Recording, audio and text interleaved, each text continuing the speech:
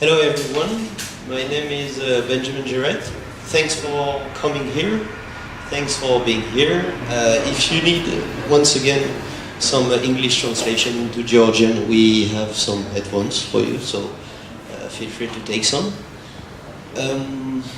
Okay, so my name is Benjamin Girette. I'm a co-founder of Disturb.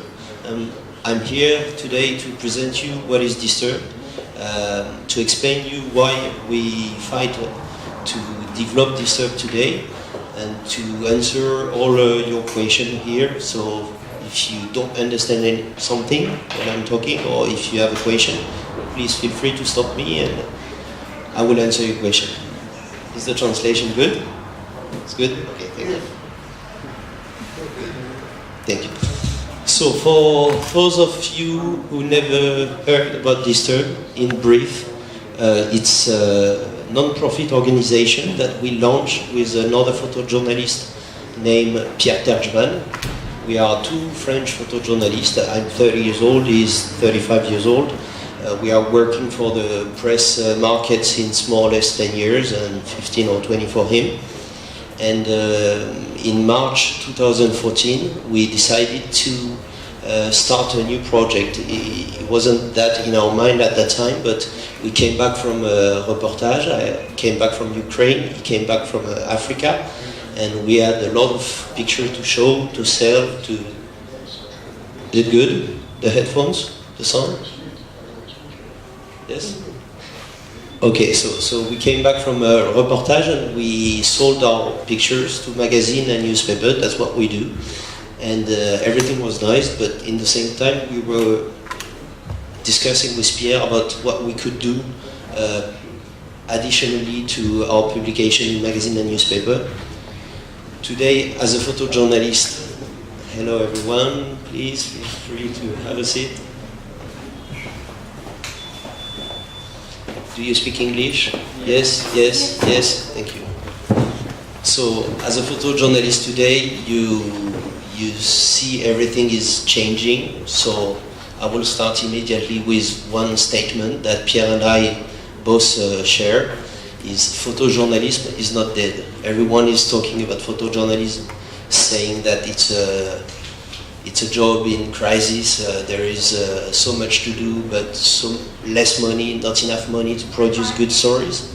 And with Pierre, we wanted to say something else. We wanted to say something positive and to do something positive, but complaining all the time about the job, about the crisis in this market. So I believe that photojournalism is not dead, and at the same time, I believe I have the...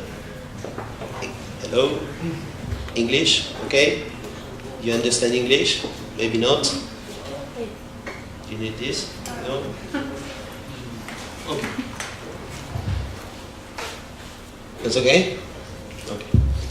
So we wanted to do something positive, and at that time we had the social networks, we had traditional media, as I told you, we were sending pictures to magazine and newspaper, but in the same time we could communicate for the first time on social media, on Instagram, on Facebook, on Twitter. We realized that sometimes it could be more powerful to get and to contact an audience that traditional media can be. So we started to share the stories on social media, and we started to go in the street to print this kind of poster. So they are always the same, they are always in black and white for a money reason. It's just because it costs less to print in black and white than in color. So we choose, sorry for my English, a sheety paper. It's very thin paper, it's an office paper that you all have at your place. We took some water-based glue, so it's the basic product of consummation you find everywhere. It's basically what you buy to paste your wallpaper inside your house. And we took this tool and we went outside in our neighborhood and start pasting during the night. In France, it's illegal to paste in the street. I'm guessing it's the same in Georgia. It's the same in a lot of different countries, but we believed at that time that it was worth to break the rule. So we decided to cross the red line, to do it illegally without seeking authorization from the city hall or from the police. But in the same time, we wanted to be integrated, tolerated. So we went to paste some pictures and we were insured, nicely with nice clothes. We were talking to people. We had press card at the time. We have press card till now, but we were engaging discussion and a debate with people in the street. And after 2 nights, we realized that it was very efficient to paste some pictures like this in the street, because people in their daily life wouldn't they will be surprised in their daily life, and they will have like 2 minutes or maybe 10 seconds to figure out what is happening, to understand what is on the picture. For explaining you, we are photojournalists, so the picture will always be like this with a caption. I didn't mention it, so there is always the Disturb logo. You will see some. I will play the.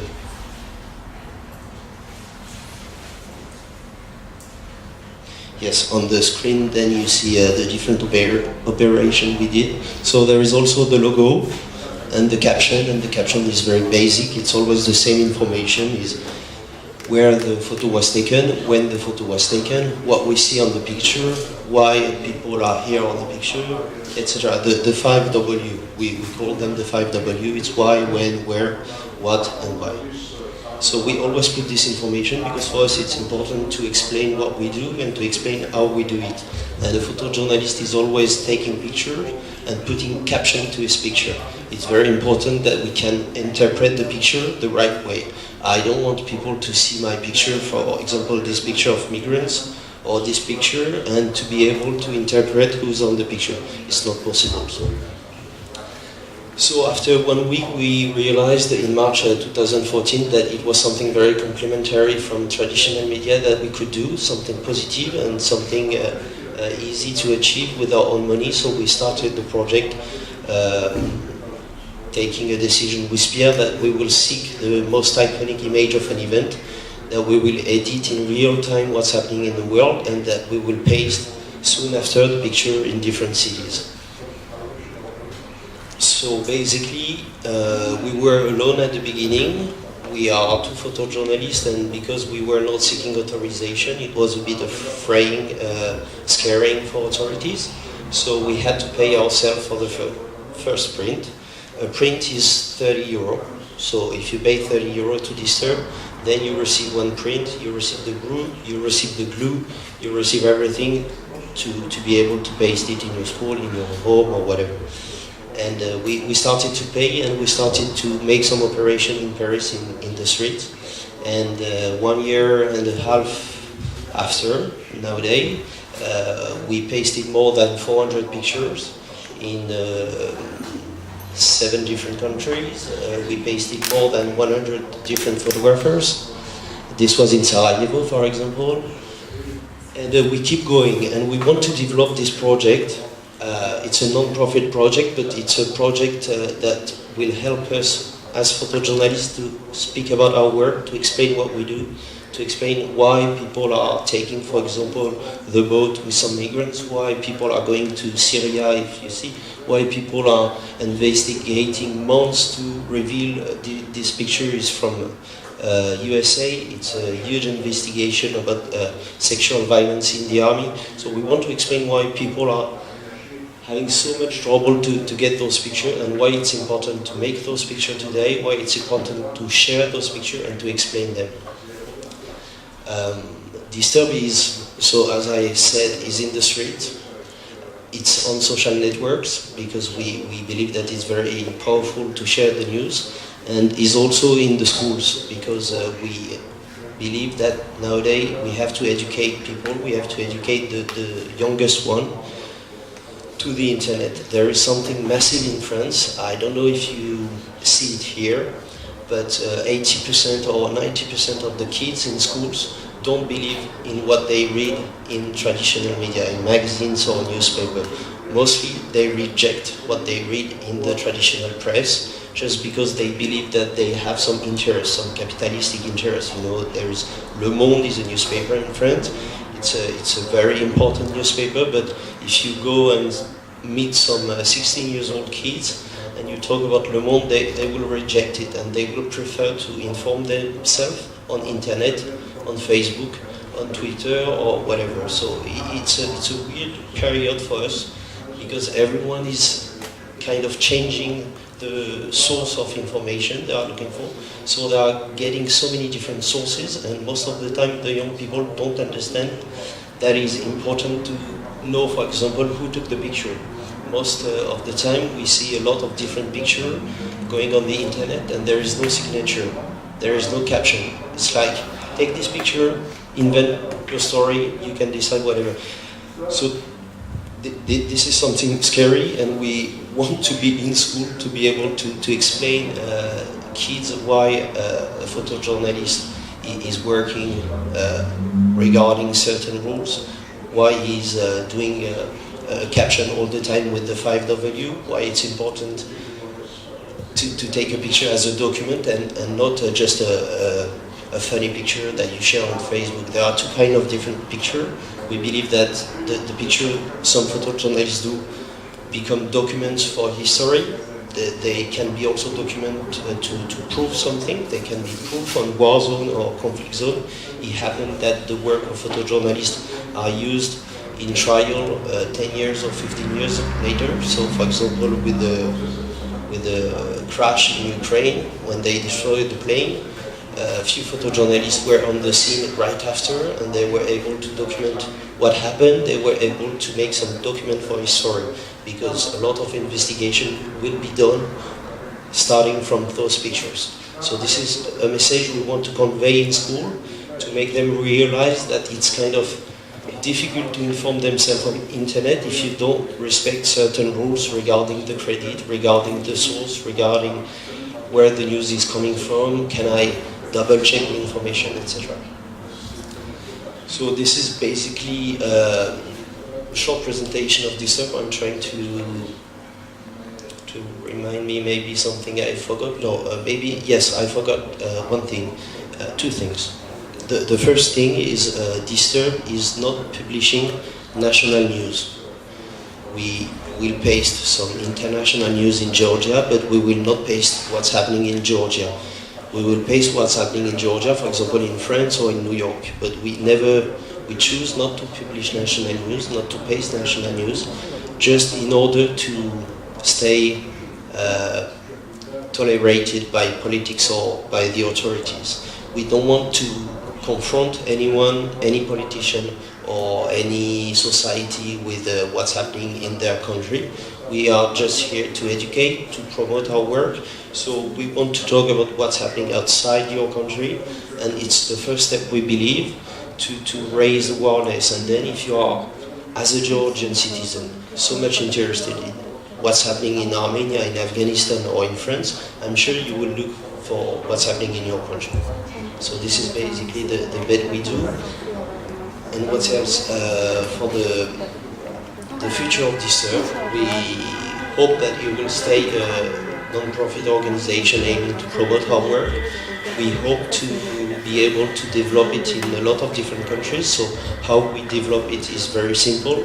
We only trust photojournalists for that work because it's non-profit, and because you have to believe in your job, and you have to be able, when you paste a picture, to be able to talk to the people that stop by, that pass by, to be able to explain you the work you do to the people directly. So we are going to meet a lot of photojournalists in a lot of different regions. We are making the travel ones with Pierre or Capucine, whatever. We explain the rules, we explain how we do it, and then when we go back in Paris, we hope that the team of local photojournalists will keep going, will keep pasting, and will keep developing collaboration inside the country. So I'm here, I have to say 1,000 thanks to the Tbilisi Photo Festival, to the Frontline Club, to Tamtan, Nestan, everyone that today make this trip possible and make this presentation possible. They all get involved in the project, and I wish one day the project in Georgia, Disturb project in Georgia, will be theirs, and they will deal with that. They will select the pictures, they will organize some pasting, they will respond to festival, they will collaborate with schools. So this is how we aim to develop it. I will stop my brief, and if you have any question, please feel free to raise your hand. I'll give you a mic, this way everyone can hear you. I've got a question actually regarding your discussions with people in the street. And I'm very curious to find out if you've ever had a big controversy, for instance, wherever you go, regarding one of your pictures. Big troubles? Yeah, big trouble. No, because once again, when we paste, we decided to do it on. It's okay.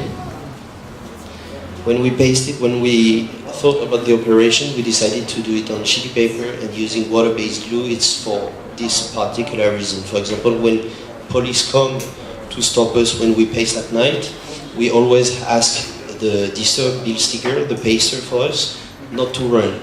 We are not bad boys trying to avoid the cops. If the cops come, we talk to the cops, we show them what we did, we show them what's on the picture, we explain them who took the picture, maybe the photographer will be here, will be with us, so he will talk to the police.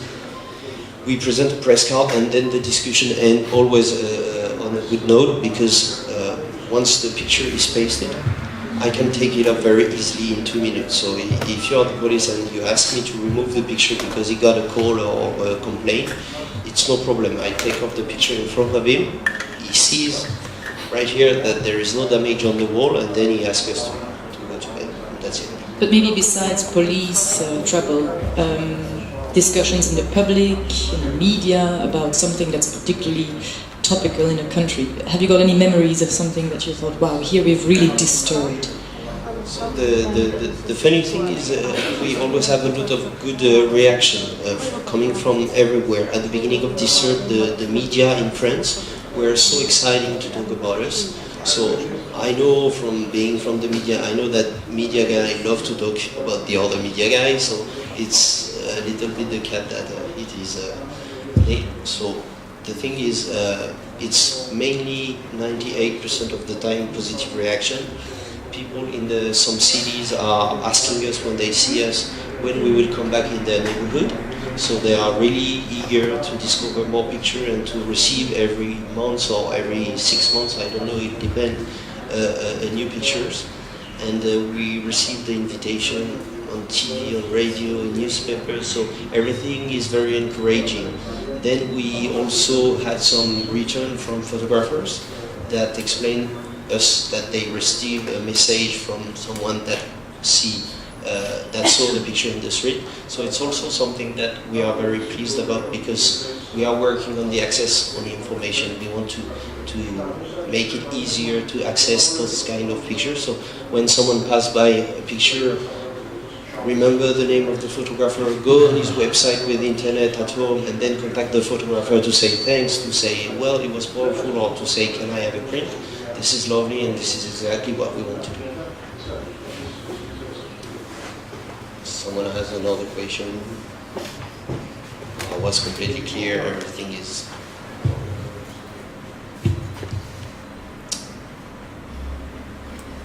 Yes?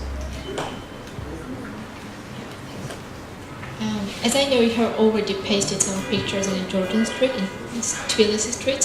Have you already pasted? Yes. So how did you choose the topics, the pictures? Why did you decide that they were exactly what you wanted to paste in Tbilisi? Okay.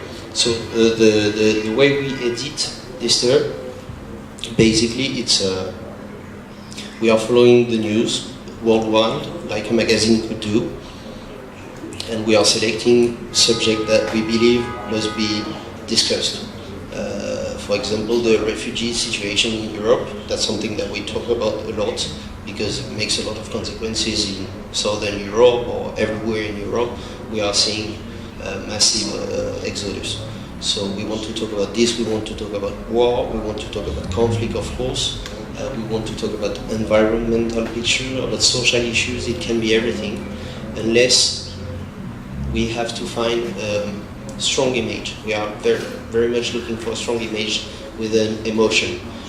If there is an emotion, we realize that the passerby will stop and that will try to seek more information. And plus we are trying to select for photojournalists the most recent picture they did.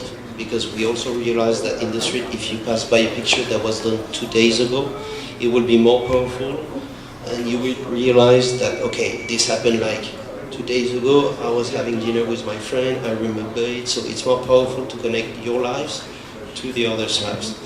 And then we are trying at every operation, when we go to New York, when we go to Georgia, it's of course a different editing.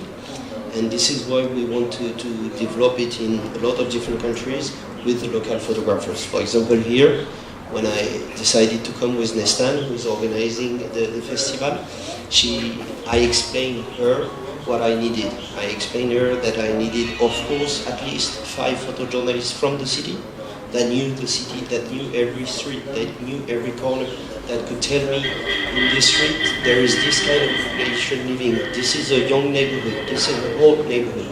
And all those information, all this work, in weeks before we based it, was done by some local people from here. So Nestan, Tamta helped a lot. And then we decided which subject I will bring, and mainly we are talking about big issues. I know you are not concerned about the refugees, and they are not arriving in Georgia, so it might not be the first concern here, but there are some subjects that Disturb wants to talk anyway, so we believe the refugee one is one of them. And we also want to talk about the neighboring countries, so we talk about Armenia, so we talked about the other side, a completely eastern country in Papua New Guinea, about violence against women. So it can be a lot of different things. And in the next step, of course, for the next pasting in Georgia, I wish I will receive some subjects, some themes coming from here, coming from photojournalism, saying, okay, we want you to help us to paste this kind of subject. We want to receive a picture from this kind of subject. Some schools, we are collaborating with schools in different parts of the world, and in Australia, for example, they receive every month a picture, but they do ask us for the picture. We do not send the picture just like this. They do what they want to do with their kids, and sometimes the historic teacher come and say, okay, we've discussed this subject with my kids, I want a picture on this subject, can you find me some? And of course we are eager to help him to find the right picture, and we send him the picture even if we don't paste it in the street after that. But we just love to be able to think Disturb as a tool for every photojournalist, for every society. It has to be a tool. The project behind Disturb is, in Europe, it's obvious. There are advertising everywhere in the street. It's crazy. You cannot walk 5 minutes without seeing a lot of advertising. We believe that in Paris, for example, every day one person sees 3,000 different visuals for advertising. Can you imagine that? Without my consent, I'm not willing to see as much advertising, but I see 3,000, between 3,000 and 4,000. So the question Disturb asks is, all those spaces in the city that are made or given to advertising company, I would like to ask with Disturb, Pierre, everyone, I would like to ask as a photojournalist, will it be not a bad idea just to take 2%, 3% of all those spaces and to do something for everyone, to do something for free, not to sell you sunscreen. I don't want to sell you flight tickets to Dubai or whatever. I don't care. I see so many advertising like this. I just want to ask a city hall whether they would be ready to paste some international news just like this, just saying, you are citizen of the world, it's the world we live in, we are all connected, so I believe as a mayor, I believe that you, my citizens, should be informed and received a good quality of information. And as I told you, we are not seeking authorization. We did it in Paris at night, we did it in Perpignan at night, we did it in Melbourne at night. And finally, a few months after, the authorities always call us back. And they call us back not for the fine, they call us back just to understand how we can collaborate again and how we can set up an organization that will help them to paste every month. So we are starting to do this with few cities in France, and basically they will look for their association, for their network, their local network, to paste and to find a neighborhood or a place in the city where they will say it will be international news. Every month it will be new international pictures. More or less, it's, if you remember, 70 years ago, I wasn't there, but you could have the news in the street. People would yell the news, they would scream the news, people would give you the news for free. It's more or less the same philosophy. We want to give a free access to international news.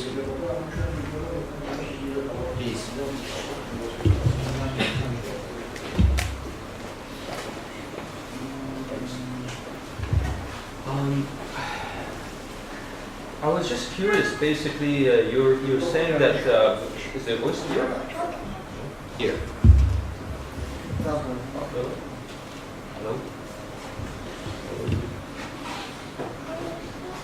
It's not working. Okay.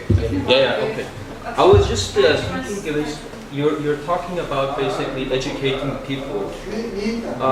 And hello. Okay. It's my ears. Sorry. I was just curious about the idea that you were saying, that you were trying to educate people. But what kind of education is it, basically? I mean, I'm kind of like one of those people who is against the news, because when it comes to news, like we see it on television, you know, like we see statements coming up. They're mostly like exactly the same thing, like one sentence, two captions about an incident, and after that something else. It could be good, it could be bad, and you know, it comes just again, you know, it kind of it makes people kind of on a long term, makes them kind of apathetic. You know, I feel like they could see it. I mean, it's just like the same thing as you say, like advertising. We see it on the, you know, it's basically, I call it a visual pollution. It's everywhere, but we don't see it anymore. I mean, yeah, we've seen it so much that we don't see it anymore, you know? Such projects, it's actually really great. It probably makes people pause and think, but it's always one way. It's never like, it doesn't create a debate. Like, I feel like, okay, now what should I do about it? There's, you know, sex workers and I don't know, in East Europe, whatever. I'm seeing it on public. I see it and I feel pity. It creates a sensation in me. But I feel like, what can I do? What action can I make? So it's sort of like, I'm kind of. I think you understand my question. Yeah, there is. For me, I understood. Yeah. There is two questions. Yeah. There is the first question is what I mean by I want to educate kids in the school, bringing this therapy in the school. I will answer that, and the other question is basically okay. You show the psychology behind that. Yeah, like it's a more global question that you ask, and I'm glad you said it, because I had this conversation with a few friends months ago, and I'm still thinking about it. It's the question is, as a photojournalist, as a journalist, you are telling me what are the issues, but that's it. Do you think it's enough? Can't you do something else? You just tell me what's going wrong, just tell me what are the solutions. Should it be my work as a photojournalist or as a journalist to bring you a solution? I don't know. That's a philosophical way of thinking, but I also have a point of view on this, and I will finish by this. The educational part that we want to set in schools, it's very basic actually. I mean very basic. It's starting to explain kids that always deal with picture, that a picture was taken by someone first, always. So you must mention the name of the photographer. It must be a stupid idea for so many persons, but it makes sense when the picture comes from a conflict zone, or when the picture is trying to prove something. It makes sense to know who took the picture. It makes sense to be able to find this person again and to double check if it was his picture or if the picture was completely photoshopped and there were 10 persons, now there's only 2 persons, it's not my picture. So this is the kind of things that we do in school. We don't say to people, you should listen to TV number 1. TV number 1 is the truth, TV number 2 is shit, TV number 3 they are liars. We don't say this. We just tell people that information in our society is such a great power. It's such a powerful power. But at the same time, we're so overflowed with it. Yes, we are. But in the meantime, you have so many possibilities to double check. 20 years ago, you had 2 sources of information, and then you were stuck. And what else can you get? No, nothing else. So you have to believe them. Today, I don't have only two sources of information. So of course I've got the traditional media that I can look at. Of course I've got the TV hurrying every hour, saying just 2 lines for every event, just not taking any step back. I understand that. But in the meantime, what I'm saying to kids is, it's your job to do it. They are trying to sell things. They are trying to get an audience, to sell their magazine and their... So, of course, they care about information, but at the end, they care about selling their magazines. So, they are not interested in giving you the full report about what's going on in this country or on this event. So, of course, if you want to understand everything, you might be angry. And you might say, okay, it's partial. They're only talking to me about this angle, or they're only explaining me this story. I want the whole analysis. So, if you want to have it, find it. There are so many people reporting. There are so many people on blogs, on websites. I'm not saying that blogs are shit. I'm saying blogs sometimes are very excellent. Sometimes even better than traditional media. For example, in Syria, we saw few persons outside the journalism world that are covering what's happening in Syria. And if you want to find the best expert in map of what's happening in Syria, he will have 20 years old and he will come from Germany or from Switzerland. There are so many people that start to work as journalists that explain their methods, and they do a great job. And so what I want to say to people is, understand how it works, understand that there are certain rules, understand that some guys, as your butcher can be a bad guy, the other one will be a good guy. So journalist is the same. There are some bad guys trying to make money and don't even think about their story. But of course there are great reporters doing great jobs. So you have to get the rules, you have to understand the rules, and you have to defend yourself, because it's your right to be informed, it's your right to know the truth, and you have the capacity, you have the tools, you have internet, you have the education, you know how to read, you know how to write, you know how to talk, so you can call people. In a lot of different countries, people don't have access to this kind of information, don't have access to internet, don't have access to, I want to double check. I'm a French citizen, you're telling me something about France, I want to double check, I will double check, and I will not have any trouble. And this is what we want to say to people.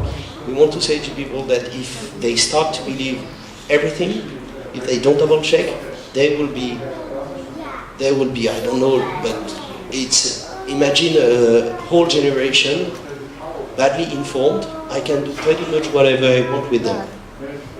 You understand? If they are not checking things, if they are not double checking things, I will tell you, for example, now that your prime minister is gone. Don't check it, then it's your life. But this is what I want to say as educate people, because they receive a lot of information on Facebook, and most of the time nowadays you see some people share, and then they get comments, and then they answer, yes, I share, but I didn't read the article. So why do you share the news? You don't read the article. It's insane, it's stupid, and it can be dangerous. So we tell them that it can be dangerous at some point. And then, what can we do as a journalist to bring your last question? Is it our role to bring a solution to the issue we are witnessing? At the time, 20 years ago, I would have said no. I would have said no. You keep reporting, keep witnessing, give to see to people, but don't look for solution. You don't have enough capacity or power to make a change. Nowadays, I would say that it's completely different, and Disturb is an example of how we take control of our work. At the time, 20 years ago, I would have done all the pictures for a magazine of an agency, and the agency and the magazine would have kept all the rights on those pictures. They would have given me a fee every month, and they would have kept all the rights, so they would have the right to sell the picture, not me. Today, we keep all the right for our picture, for our production, and we decide to broadcast them and to sell them and to share them on a lot of different platforms. And what is new today for me is that I, as a photojournalist, or you as a journalist, or you as a radio guy, whatever, you can contact directly your audience. You are not forced to pass by Time magazine. You can have your own audience. And regarding this, I believe that in the coming months, in the coming year, if I can have my own audience, if I can communicate with my own audience, then I will be able to make a change, and I will be able to ask my audience to make a change.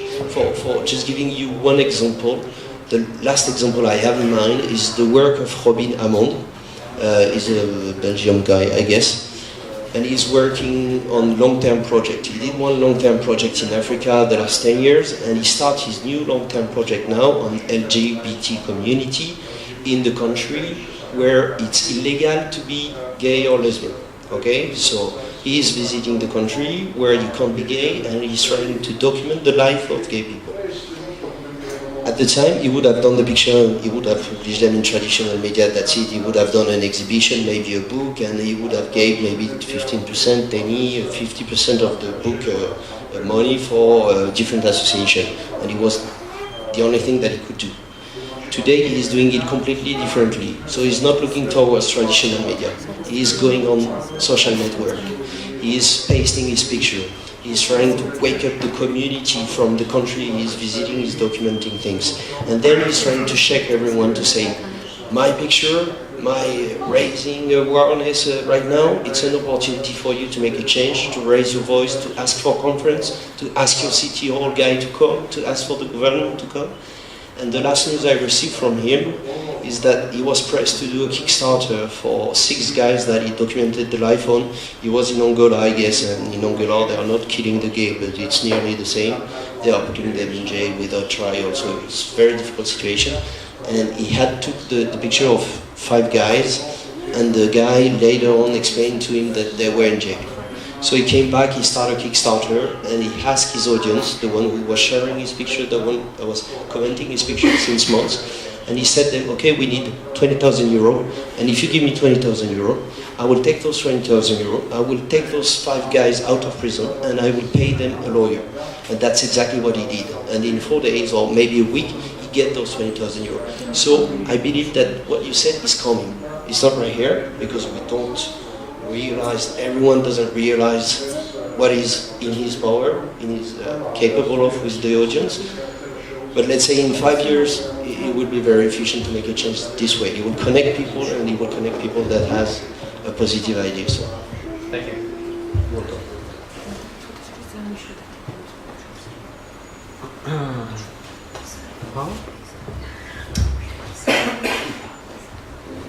Shall I keep talking? I can keep talking for the whole night, so.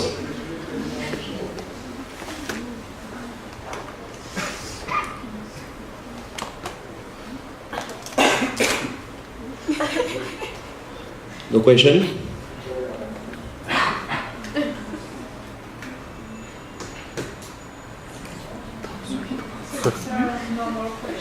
No more question?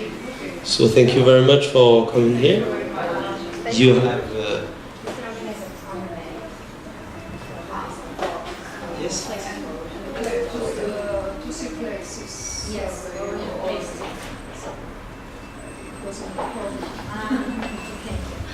Hello everybody, thank you for coming. I was just announced that we were going to have a walk through the places where we have already pasted several photojournalistic works, so if you're interested you can join us and we can go through it. It will take like 20 minutes, 30. And of course you can check on social network, we will paste all the address, you will find some. If you pass in front of the picture, you can make picture, you can share them on social network. If you believe that it's stupid, it's not. It's maybe the most important part of the project, is you taking control, sharing what is important for you. So thank you for coming here, thank you for the Frontline Club and Tbilisi Photo Festival, that without them I couldn't have been here, and thank you for listening to my bad English. Sorry.